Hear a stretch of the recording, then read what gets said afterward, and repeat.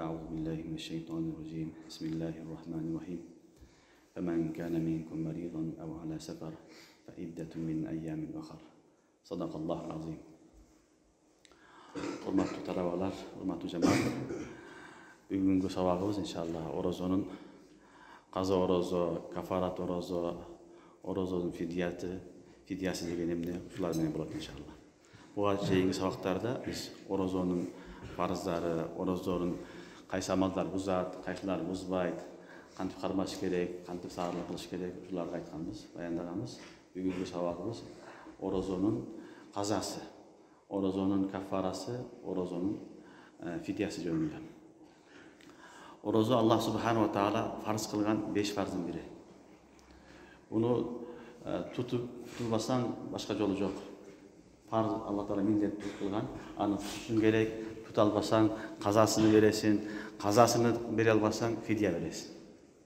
O şonda kutulasın. Ansız yönümden öyle men kutulup eden de oylu boş gerek. Allah Subhanahu wa Taala farzlarda öte beken kılgan, al farz degende millettүү türde oşol bende atkarış gerek. Oşolorun biri ösü orozo, oşonun üçün orozonun adası da farz.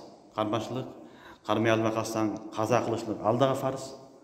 Eğer de kazasını bir albasan anda fidye verişleri vacip kılır. Fidye verişleri sana vacip kılır. O şonda gana kutulasın, Allah'dan ümit kılabız, Allah Subhanahu wa Taala emi keşiret degen ümit mene. Çünkü başka yolu yok.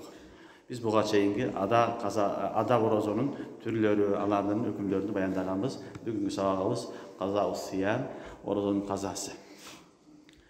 Negisi orozonun sebepsiz kaza kılan çoğun günü. Hadiste Peygamber sallallahu aleyhi ve sellem aytat, kim üzürsüz, hiçbir üzürü yok ile orozonu kaza kılan bolsa, ömür boyu orozo kaza kılmasa dagın, oşol orozonun faziletiga jetpeyt degen. Bir gündük faziletiga, bereketini Allah nasip etpeysin sen. Allah nasip kılsa etpeysin. Oşonun üçün ar bir gün biz üçün kımbat bağlı. Öte kımbat. Ana biz buzbastan ihtiyat kılıp, yetkisi varıp, Allah nasıga aparıp Allah kabul kılın deşimiz gerek. Fokus buzup alsan bir üzür menen anda meyli. Üzürsüz bolsa keyin bir gününe bir kalma beresin gününe gün. Biroq kazadan kutulasın. Biroq orozoga berүүчү nimet, Allah orozoga berүүчү ruhaniyat, manaviyat bul nerse sen ömür boyu tapmayısın.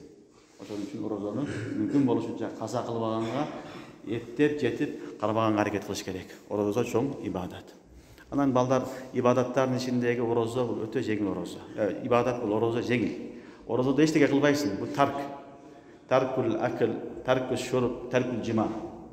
Jegenden, içkenden, şahvattan özüň tiyasın. Uşul orozo. Bunda eçteke kılbaysın. Namaz kılam desek namazga okup turasın, kıyam kılasın, rükû kılasın, sajda kılasın, okuysun, salam beresin. Büt bardığında amal gerek bolot. Orozon Allah Subhanahu wa Taala şunday kılgan bu jеңil, bunda hiçbir amal yok. Bolgonu özüňdü tiyasın. Özüňdü günümlük adap kılgan görünüşlerden özüňdü tiyasın. Uşul orozo. Oşonuň üçin orozo bu başka ibadatlara karaganda öte jеңil ibadat. Bir nerse adam balası çını dili menen, ihlas menen kılış gerek. İhlas bolsa orozo bolot, ihlas bolmasa orozo bolmayt. Keçke çeyir aşka jürdün, niyet kılgan joksun, tamak içken joksun, jegen joksun, orozo emesin. Orozo kaçan bolot, oşol tark menen koşo niyet boluş gerek. Men erten menen keçke çeyir niyet kıldım dep. Şunuňarby? Mana uşul orozo. Bugünkü sabagыбыз orozo, kazası, kaza kılgan bolboy, kaza çoğun günü, biroq üzür menen kaza bolup kalgan bolsa, anı ulamalar aytat, anı keşiktirбестен, kийинки Ramazanga жеткизбестен tezirek anı kazasyny atarsın. Kийinki Ramazanga çeyin kaza okubasan, tutup berbeseň günökörsün. Albatta günü belgilengen emes, biroq kийинki Ramazanga жеткизбестен turup, mınav birinci jıldagı Ramazanda kazalarda atkarışlyk ar bir musulman milleti bolot. Şunuňarby? Anan kaza Ramazanga Allah Subhanahu wa Taala gün belgilengen emes. Orozo aydan başka, orozo ayı andan 5 gün. 2 ayet günü, ayyam-ı taşrik mınav şu 5 gün. Andan başka büt bardık yıl boyu orozo karmasan bolot. Oşol uçullarda kaza karmasan bolot. Bir gana orozonu ayında karmay albaysın kazanı, andan keyin 2 ayda, anan ayyam-ı taşrik 3 gün, şu 5 gün gana kaza karmay albaysın, kalganın bardığını Allah Subhanahu wa Taala bizge jеңилдик kılıp, orozoňdun kazasyny karmay ber degen. Oşonuň üçin kaza üçin gün belgilengen emes. ай белгиленген эмес. Рамазан айы чыккандан кийин каалаган учурунда кайсы убакытта кааласаң эмне кыласың? Орозо кармай бересиң. Албетте бир адамдын 2 Рамазаны каза болгон болсо, анда тайын шарт. Мисалы 2 жылдан бери орозо кармабайт. Кармаган жок, быйыл кармаган жок, өткөн жылы кармаган жок, 2 жыл казасы бар. Анда эми казаны окуйм десе, же казаны тутуп берем десе, шариатта айтат, ал адам не кылсын? Ниет кылсын, тайын кылсын дейт. Мына өткөн жылгы казам, мына быйылгы казам деп ниет кылыш керек. Эгерде 2 же андан көп казасы болсо Рамазанда, анда ал адамда тайын кылыш шарт. Кайсы жылдын орозосун кармап атасың? Ошону тайын кылышың керек. Мурдагы жылдыгы, келерки жылдыгы же өткөн жылдыгы деп айтыш шарт. Антпесең болбойт. Башка учурларда тайын кылыш шарт эмес, себеби Рамазан айынан башка айларда бардыгыда орозо кармаса, каза кармасаңар боло берет. Түшүнүңөрбү? Жана казанын дагы бир өкүмү, казада түнү ниет кылыш шарт. Фажрден алдын, субу садыктан алдын ниет кылыш шарт. Биз орозодо айтканбыз, ада боло турган болсо, анда түнү менен ниет кылыш шарт эмес. Эгерде уктап калсаң туруп, нисфу нахарга чейин ниет кылсаң жарай берет орозо. Бирок казада андай эмес. Каза орозо кармайм десең, анда сен түнү менен ниет кылышың керек. Түнү менен тайын кылышың керек, мен эртең каза орозону кармаймын деп. Кафара да ошондой. Кафараны дагы түнү менен мен кафара орозону кармадым деп ниет кылыш шарт. Түшүнүңөрбү? Ада менен казанын айырмасы, адада нисфу нахарга чейин сен ниет кылсаң болот, ал эми казада түнү менен ниет кылыш шарт. Түнү менен ниет кылбасаң, анда орозо болбойт. Түшүнүңөрбү? Анан дагы бир нерсе, каза орозодо Алла Таалам жеңилдик берген. Мисалы бир адамдын 1 айлык орозосу каза болгон болсо, аны баягы 1 ай толук үзбөстөн кармаш шарт эмес. Бөлүп кармасаң дагы боло берет казаны. Мисалы 1 айды сен 10 айга бөлүп алсаң болот. 1 ай толук кармасаң да болот. Ар айда 10 күндөн кармасаң да болот. Өз ыктыярың. Күнүнө үзбөстөн пай болуш шарт эмес. Түшүнүңөрбү? Ал эми Рамазандын орозосунда анда 30 күн толук кармайбыз. Каза келгенде андай эмес, 30 күн толтурсаң болду казаңды, аны ар дайым бирден артына үзбөстөн кармаш шарт эмес. Артынан каймай берсең да болот, бөлүп кармасаңар дагы боло берет. Бул дагы Рамазандын казасына берилген Алланын тараптан жеңилдик.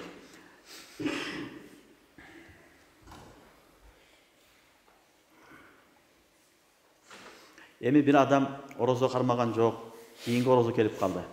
Кийинки орозо келип калган болсо, эми ошол орозону кармайбы же казаны кармайбы деген маселе бар. Түшүнүңөрбү?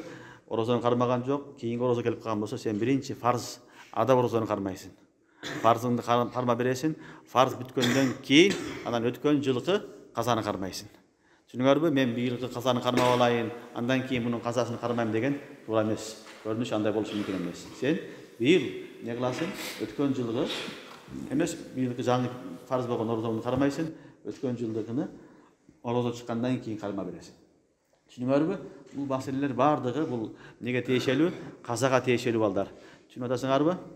Жана бир адам орозо учурунда өзүн жоготуп койду. Игма дейт. Эсинен танып калды. Башы ооруп, жыгылып калды да өзүн билбейт, акылы жок болуп калды. Ал игма. Шариятыбызда игма болгон адамдагы, өзүн жоготкон адамдагы ошол күндөн эмес, калган күндөрдүн орозосун казасын тутуп берет. Мисалы, бир адам бүгүн игма болуп, өзүн жоготуп жыгылды. Жыгылган болсо, шарият айтат, ошол күндүк орозо, аны бүгүнкү күндүк орозону казасы шарт эмес. Себеби ал орозо тутту да, ниети бар эле. Ошон үчүн ал жарай берет. Бир эле жери оозунда дары пары, суу куйбаган болсо, эгерде аны ооруп калды деп суу дары калып калган болсо, анда орозо жарабайт. Жыгылып калды, өзүн билбей калды, анда бир күндүк орозосун кармабайт. Калган 3 күн 4 күн жыгылган болсо, турбаган болсо, ошол 3 күн 4 күндүн казасын карма берет. Бул да каза. Жунун, жинди деген маселе бар. Адам акылы жок такыр эле, жинди болуп калды. Жиндиде балдар каза важып болбойт. Ал марфуул калам.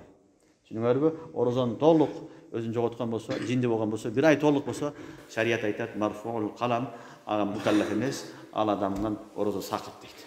Түшүнүңөрбү? Демек, мына ушулар орозонун балдары, казанын шарттары. Ушу тартип менен каза кармалат. Биринчиси эмне экен? Мүмкүн болушунча каза кылбаш керек. Каза болсо тезде кармаганга аракет кылыш керек. Экинчиси казага ниетти түндө кылыш шарт. Күндүзү ниет кылсаң жарабайт.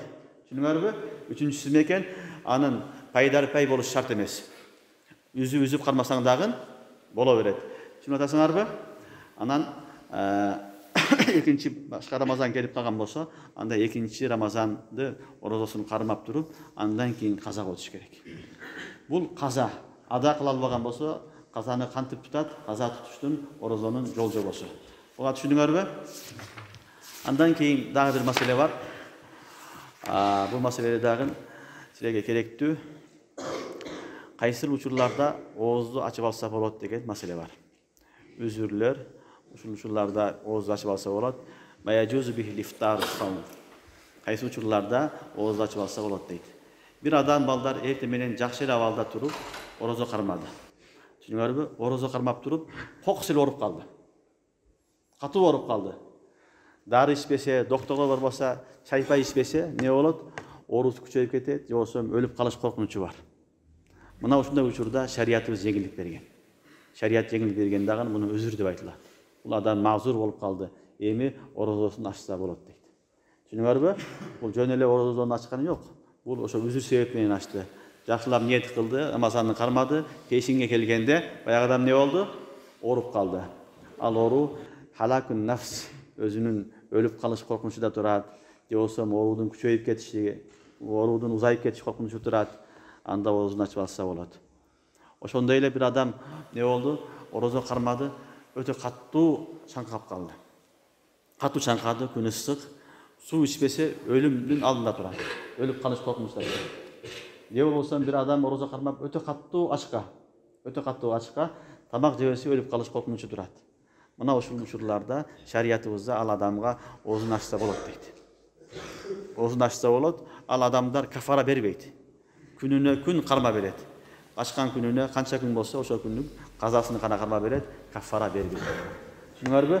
Демек булар үзүрлөр адам баласы ооруп калса, өтө каттуу не болсо, чаңкаса, чаңкабысынан суу ичпесе өлүм коркунучу турса, же болбосо тамак жебесе өлүп калыш коркунучта турган болсо, мына ушул учурларда уламалар не деген экен?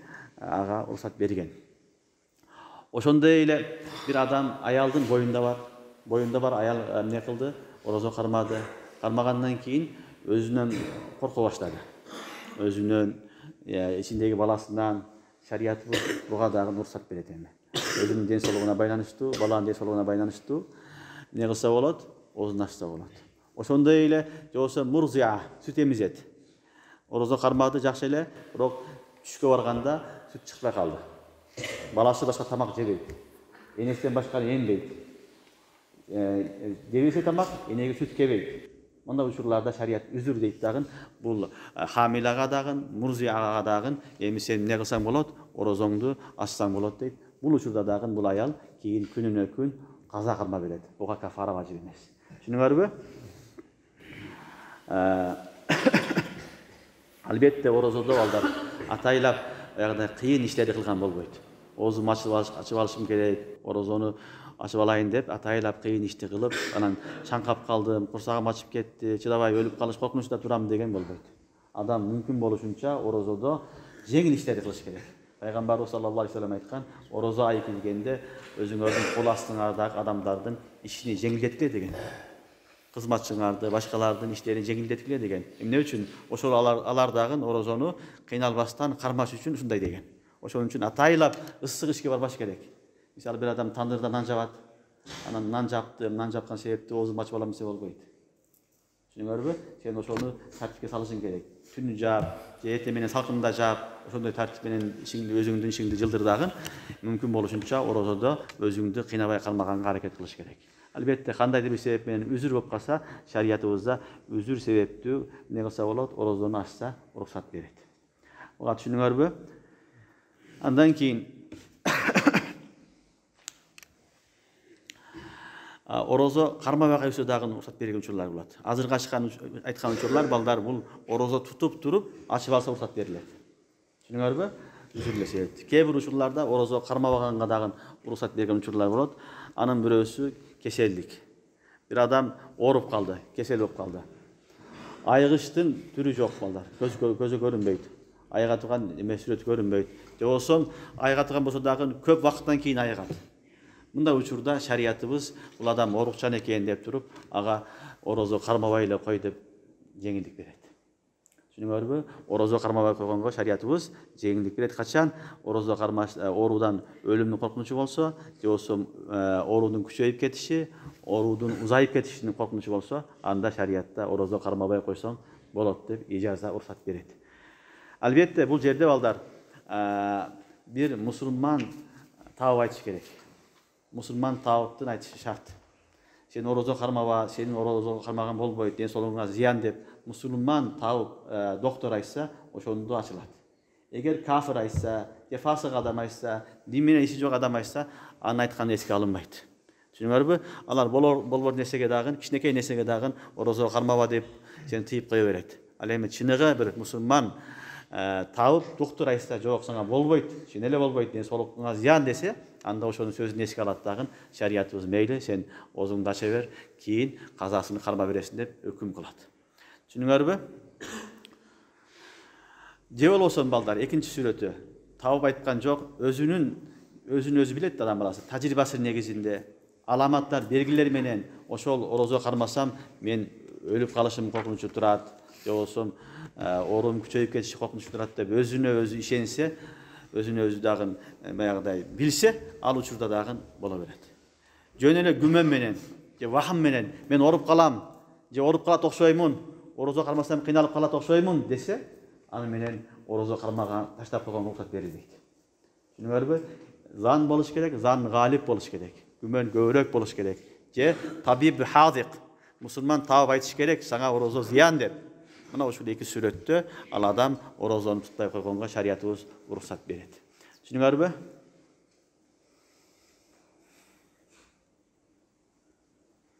Дагы бир сүрөтү баягы кесел адам жакшы болуп калды. Орозо кармабады эле, жакшы болуп калды. Бирок орозо кармаса кайра баягы оорусу күчөйүп кетиши мүмкүн. Же кайра кайтып келиши мүмкүн. Ушундай учурлар болот. Ал учурларда дагы шариятыбыз ифтар кылганга, ооз ачканга уруксат берет. Бул сүрөттү дагы түшүнүп алгыла жакшылап. Экинчиси балдар мусафир. Мусафирга дагы шариятыбызда орозону кармабай койгонго уруксат берет. Сафар бул машаккат, ошон үчүн сафарга чыкканда орозо кармабаса, кармабаса деген маселе турат. Шарият негизинен уруксат берет. Бирок эгерде сафарда кыйынчылык жок болсо, машаккат азыраак болсо, анда орозо кармаганы жакшыраак. Ва антасуму хайрул лакум. Түшүнүңөрбү? Сафарга чыктың, бүгүнкү күндөгү сафарлар балдар өтө жеңил. Илгери балдар жөө баскан, эшек менен, ат менен, төө менен сафар кылган. Бүгүн Кудайга шүгүр, машина менен, поезд менен, автобус менен, самолет менен бүт бардыгы жеңил, бүт шарттарда сафар кылынат. Ошон үчүн бүгүнкү күндө орозо кармаган жакшыраак. Орозо кармаган жакшы. Кармаш керек. Бир күн таштап коюп, өмүр бою каза кылып аны таппайсың берекесине. Ошон үчүн бүгүнкү күндөгү сафарлар жеңил болгондуктан орозо кармаган жакшыраак балдар. Түшүнүңөрбү? Бирок шариятта мусафир экенсиң, сафарга чыккан болсоң, анда шарият уруксат берет, орозо кармабай деп кой, кийин күнүнө күн карма берет, ага да каза, кафара жок. Түшүнүңөрбү? Эми ошол кесел адам кеселигиде өтүп кетсе балдар, мусафир сафарда өтүп кетсе, ага эми кафара же каза болбойт эми. Ага шарият уруксат берди да, эми кайра ага кафара же болсо каза бересиң деп. Бирок дагы бир маселе бар, билип алгыла. Мусафир сафардан келди, келгенден кийин 10 күн жакшы болуп турду, кийин өлүп калды. Анда 10 күндүн казасын кармайт. Себеби ал 10 күн мүмкүнчүлүгү бар эде каза кармаганга. Кармаган жок, ошон үчүн шарият айтат, сен казаңды карма бер дейт. Же болсо кесел адам жакшы болуп калды. Мисалы, 1 ай жакшы болду дейlik, анан өлүп калды. Ага айтабыз 1 айлык орозону карма бересиң дейбиз. Казасын берет, кафарасын берет дейбиз, фидиясына. Себеби сенде мүмкүнчүлүк бар эле, кармашың керегиде, кармаган жоксуң. Түшүнүңөрбү? Бул алдыңкы маселе, ал сафардан келди, ошол оорудан айыкпай өлүп калды, ошондо ага каза жок. Ал эми келгенден кийин шарт болсо, канча күн турса, кесел адам канча күн жашаса, ошол күндүн казасын кармашлык, мунун дагы кеселдик дагы, мусафирдин дагы мойнундагы милдети. Ага түшүндүңөрбү?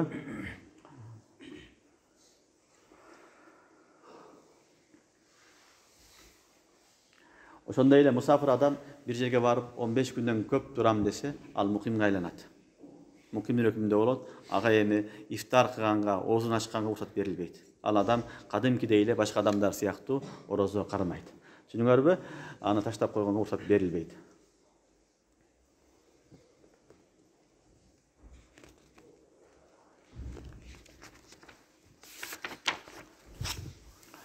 Андан кийинки маселе балдар, биз кафарату саумга келдик. Кафарату саум. Орозону айттык. Орозонун ада болот, ада болсо каза болот, каза болсо атайлап ачып койсоң кафара болот, болбосо фидия болот. Андан башка кудурус жолу жок. Түшүндүңөрбү? Ушул тартип менен кутулабыз. Биз эми буга чейин казаны айттык. Эми маселе кафарату саум. Кафара деген ошол штраф болот. Атайлап орозону ачкан болсо, бузган болсо, жеген, ичкен, жыма кылган болсо, шариятыбыз жаза катары ага кафара берген. Кафараны Кур'ан-ы Керимде Алла Таалам өзү 3 түрүн айткан. Кафара өзү хадистерде Кур'анда 3 түрүн баян кылынат. Этқи ракаба дейт, биринчиси. Кул азат кылуу. Бүгүнкү күндө эми кул жок балдар. Кул жок болгон үчүн кул маселе жок эми. Экинчиси 60 күн орозо кармоо. Үчүнчүсү 60 мискинге тамак берүү. Мына ушул кафара. Bir күн орозону атайлап бузган болсоң, шарият айтат, эми ошон үчүн сен кафарасын төлөп бересиң дейт. Түшүндүңөрбү? Бул казанда кармайт bir күн. Андан сырткары 60 күн кафара да берет. Эмне атасыңарбы? Bir күн бузган үчүн шарият ушундай кылат. Бул кафара бир гана Рамазандын орозосунда болот.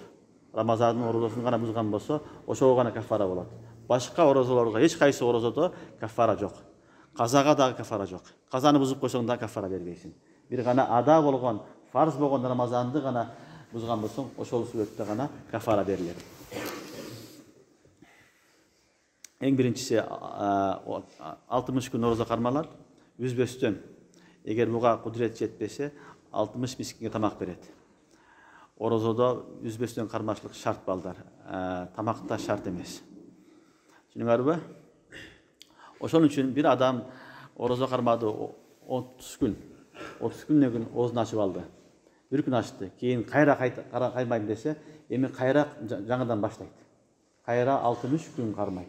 Алдыңы кармаган 30 күнү жарабайт. Бир гана аялдар балдар.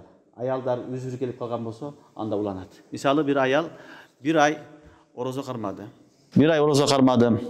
Анан үзүрлүү болуп калды. Эми үзүрлүү болуп калган болсо, хайыз түгөгөндөн кийин кайра баштайт. Уланта берет. Аялдарга уруксат берилет. Кафарада.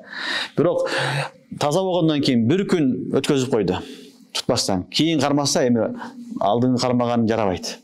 Эми кайрадан 60 күн дагы кайра кармайт. Түшүнүңөрбү? Аялдарга үзүрлүү болгон күнү, ошол күнү гана үзүрү тогондон кийин жуунуп эртеси эмнени баштайт? Кайра улантат. Эгерде 1 күн кармабай калса, анда ал казасы жараксыз, кафарасы жараксыз, кайрадан кафара беришке милдеттүү. Түшүнүңөрбү?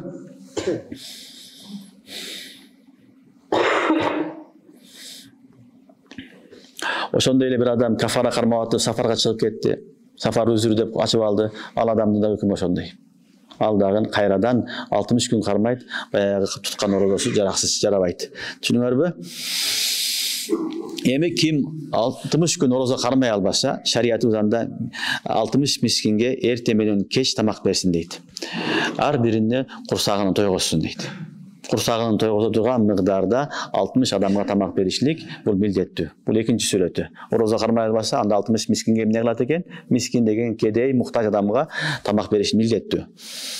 Эгерде ошол 60 мискиндин ичинде бир бала, кичинекей жаш бала болсо, гайры мурахик жаш бала болсо, анда жарабайт. 59 адамга бердиң, бирөөсүн жаш балага бердиң, 60 кылып, жарабайт. Түшүнүңөрбү? Бул кафаратын жарабай калат, аны кайтарып беришиң керек болот. Себеби мискин дегенде бул жерде жаш бала эмес, балага жеткен чоң адам болуш керек. Чоң адамдын курсагын тойгозуш шарт. Түшүнүңөрбү? Ошон үчүн эгерде бир эле жаш балага берип калган болсо, ал фидиясы, кафарасы жараксыз болот. Эми мискинге тамак бергенде балдар, бул шариятта баягы өлчөмдөр айтылган. Мисалы, эгерде буудайдан болгон нан берем десең, нанын өзү жетерлик дейт. Эгерде сен арпадан же болбосо жүгөрүдөн макадан берем десең, анда шорпос менен чогуу бер дейт. Эми эски китептерде ушинтип айтылат, мындай эле койгула. Кыскасы, адамды тойдуруш шарт. Эгер будай нан болсо, нан өзү менен тоет. Арпанын наны болсо, тойбой калат. Жүгөрү болсо тойбой калат. Ошон үчүн бир аз шорпо кошуп коюш керек дейт. Эми бүгүнкү күндө балдар эң жеңили, кааласаңар садака фитир өлчөмүндө берсеңер да болот. Садака фитир өлчөмү бүгүнкү күндө эң азы канча болуп атат? 50 сом мисалы. Будайды менен алганда 50 сом болуп атат, эң көбү 1000 сом болуп атат мисалы. Ар ким шартына жараша берсе болот. Түшүнүңөрбү? Кафара мискинге 2 маал бересин, ошондо эмне кыласың? 2 жолу тойгузасың. Эрте менен бир жолу, кечинде бир жолу. Ошентип канча? 60 күн. Кааласаң 100 сомдон бер, эрте мененге 100 сом бер, кечке 100 сом бер. Bir күнгө кетти бул. Bir күнгө 200 сом болсо, балдар, анда не болот? Bir айга 6000 сом бересин. 6000 сом ошол не болду? Bir айдын немеси болду. 2 айга канча бересин? 12 бересин. 12.000 сом бергенге туура келет. Бул эми акчалай берем десем. Эгер кааласаң тамак берсең, балдар, кааласаң 60 адамга бирде берсең да боло берет. Кааласаң 60 адам эмес, bir адамга 60 күн берсең да боло берет. Бу жерде баягыдай үзүлүп коюшта шарт, үзүлбөш шарт эмес. Кааласаң 1 күн берип, 10 күндөн кийин 10 адамга берип, 5 адамга берип, бөлүп берсең дагы боло берет. Түшүнүңөрбү? Кафарада баягы саумда татабу шарт. Birinin артына бир кетиш керек. Тамак бергенде ал шарт эмес. Ошон үчүн 60 мискинге кааласаң bir күндө берип сал, кааласаң бөлүп бер, кааласаң 1 күн берип кийин 2 күндөн кийин кайра бер. Кайсы сүрөтү болсун, боло берет. Бул кафара болуп эсептелет.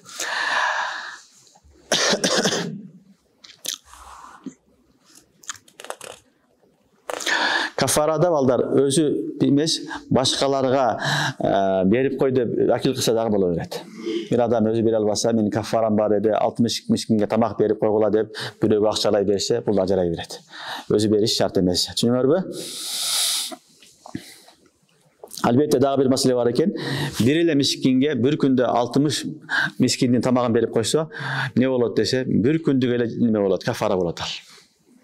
60 мискиндин тамагын bir эле берип койсоң, анда bir күнгө эле өтөт. Түшүнүңөрбү? Мен 60 мискинге берип кутулдум дебеш керек. Bir адамга bir эле мискинге bir күндүк гана бере аласың. Кааласаң бөлүп бер, кааласаң бардыгын бер, бирок ал bir күндүк болуп эсептелет. Кайра 59 күндү беришиң шарт. Түшүнүңөрбү? Ошондой эле bir мискинге нисби саадан аз берген болсо дагы не жетпейт, бул кафарага жатпайт. Нисби са эң азы. Мисалы 50 сомдон аз берген болсо, мисалы, ал адам кафара берди деп эсептелбейт. Түшүнүңөрбү? Жок дегенде эң азы 50 сом бериш шарт. Андан кийинки маселе балдар, бул кафарадан кийин фидия. Фидия маселеси бар. Фидия бул шариатта шейх фани, анан кесел адамга айтылган өкүм. Шейх фани дегени ушундай бир адам, аксакал киши, карыган эне, анын күндөн күнгө өмүрү картайып, күч кубаты жок. Орозо кармаганга анын кудурет жетпейт. Дарманы жетпейт. Алы жок. Мына ушул учурда эмне кылат десе, шариятыбыз ал адамга фидия берет дейт. Ал адамга фидия беришин деп айтат. Бул эң акыркы өкүм ушул балдар, фидия. Түшүнүңөрбү?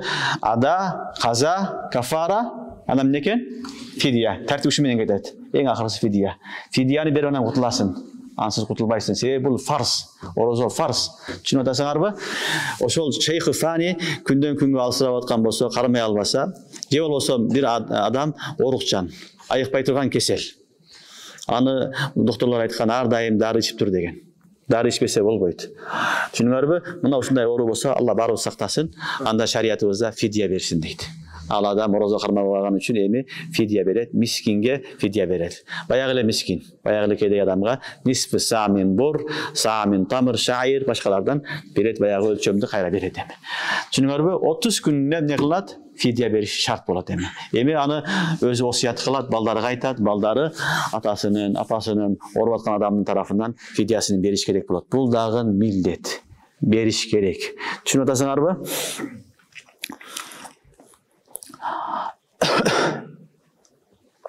Бирок фидияда бир нерсе бар балдар.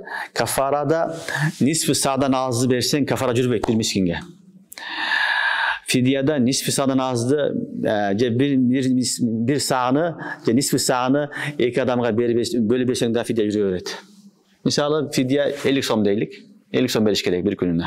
Oşo 50 so'mdu 25 so'mdan iki adamga bölüp berseň de öte beret fidya.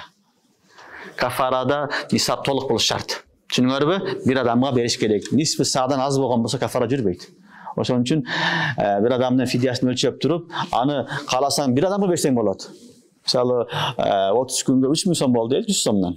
Kalasaň 3000 so'mdu bir adamga berseň bolat, 3000 so'mdu sen 30 adamga 100 so'mdan bölüp berseň de bola beret. Kalasaň andan köpkö bölüp berseň dagы jaraý beret. Kıskası muhtaçlarga yetiş gerek. Bu fidya menen nenin kafaranın ortasındaky aýyrma. Bunu da jakşı bilip algyla. Emi dagı bir sureti var balдар. Bayağı aksakaldan fidya berildi. Joosam orup atkan adamdan fidya berildi. Keyin Allah'ın kudreti menen ayıgıp ketti. Aksakal adam güçlü olup kaldı. Orozo kalmagan kudret yetip kaldı. Emne kılat dese, şeriatı orozo karmasın deydi. Orozo karmaydı emi. Emi fidya menen kutulbaydı. Fidyasını soğun alıveret. Fidyan soğun alıveret. Biroq bul orozoga jarakty bolup kalgan üçün, mukallaf bolup kalgan üçün şeriat aytat, emi sen orozoňdu karma deydi. Düşünüňärmi? Orugan adam jakşı bolup ketdi. Je bolbosam ne oldu? Aksakal adamga kuş kirip ketdi, güçlü bolup ketdi. Al suretde şeriatybız emi sen orozony karmaysın, fidyanın soğun alasın deydi.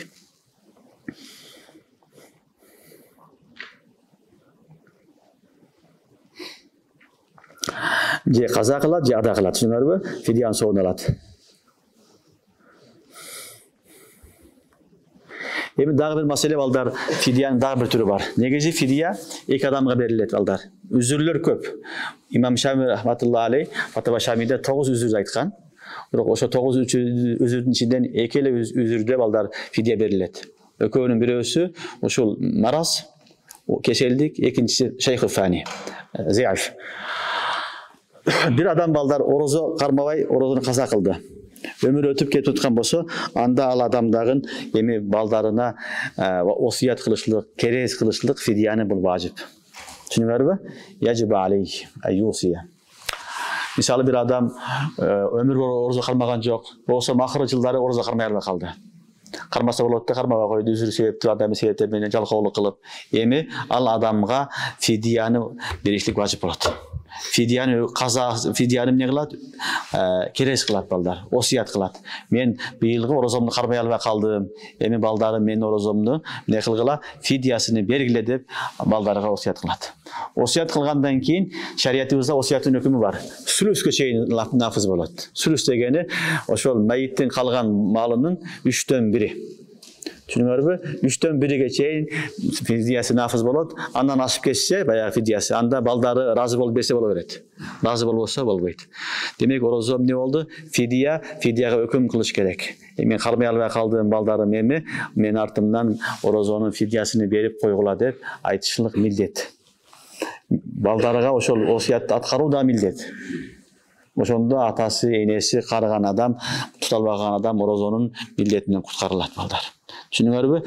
Hudda oşonda eyle namazında fidyası var. Bunu da bilip algyla. Orozo siyakty ele bir adam namaz okubay koydu. Kaza bolup ketdi. Anda aldagın ahırkı ömrünün ayagında kazalarga fidyasyny berişin dep, bergile dep osiyat kılat. Anın hökümü dagın sülüske çeyin, 3'ten 1'ige çeyin nafız bolat. Düşünüňärmi? Aytkanat karşılık mildetli bolat. Misaly bir adam 1 yıl orozo karmaba namaz okubay koydu, Allah saktasın. Anda 1 yıldyk namazdın fidyasyny beret.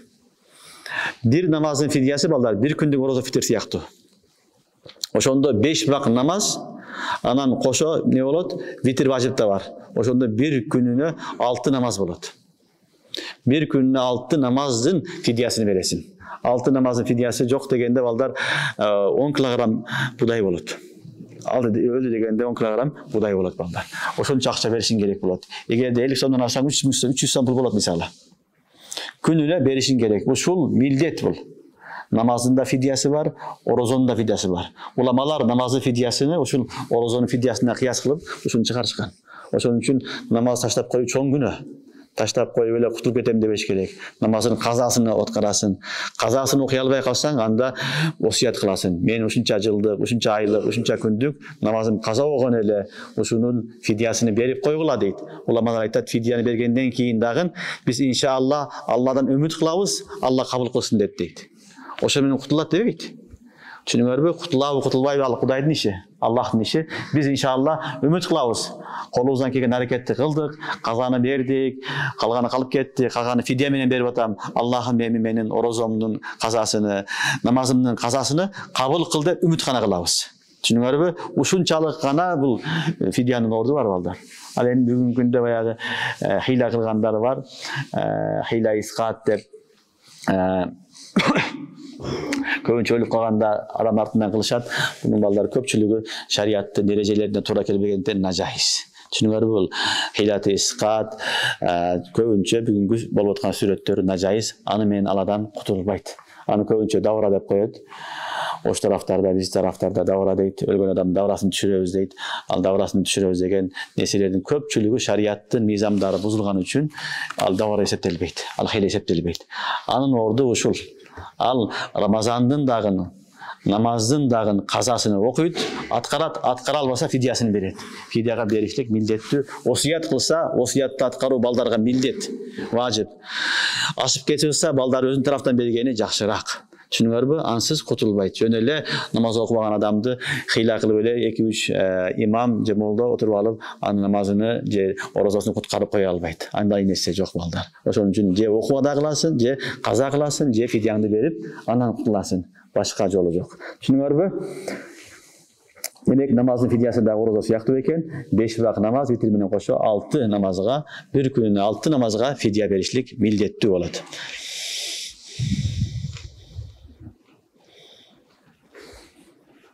Ошондой эле балдар бир адамдын мойнунда зекет важип эле. Бул да ибадат фарз да. Бербей өтүп кетке, бербей калган болсо, ал дагы балдарга осуят кылат. Мен 1 жылдык, 2 жылдык зекетимди бере элекмин, берип койгула дейт. Балдары аны да аткарышы милдеттүү. Түшүнүңөрбү? Буну дагы балдары эмне кылат? Осуятын аткарып, 3төн 1-ини зекетини бергенге милдеттүү. Демек, намаздын, орозонун, зекет булар фарз болгон үчүн туугандар, буну эмне кылышлык, аткарышлык милдеттүү. Өлүп кутулбайсың. Өлгөндөн кийин фидиясын берип, анан Алладан үмүт кылабыз, Алла таалам куткарсын деп. Андан кийинки дагы бир маселе билип алгыла. Орозо, анан намазда бирөөдүн артынан намаз окуп берсе, орозо тутуп берсе жарабайт. Түшүнүңөрбү? Орозо ар ким өзү үчүн кармайт. Мен атама орозо кармап берейин десе болбойт. Энеме ордуна намаз окуп берейин десе болбойт. Энеңе орозо кармап бере албайсың. Атаңдын артынан намаз окуп албайсың.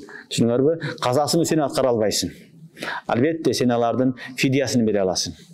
Азыр айттык, намаздын, орозонун небесini фидиясын бергенге милдеттүүсүн осуят кылган болсо. Акырында балдар дагы айта турган нерсе, Рамазан айык нерсе.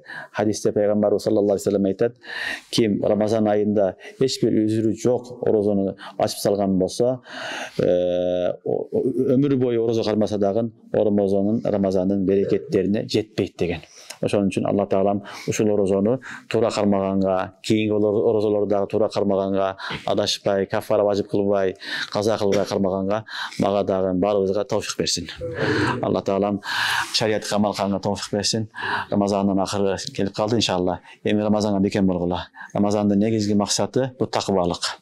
Ошол кимге хасыл болгон болсо, ал эмне болду? Рамазандын максатына жетти деген сөз. Кимде такыбалык жок болгон болсо, анда Рамазандын таасири ага келе элек деген сөз. Алла таалам мага да баарыбызга такыбалык насип кылсын.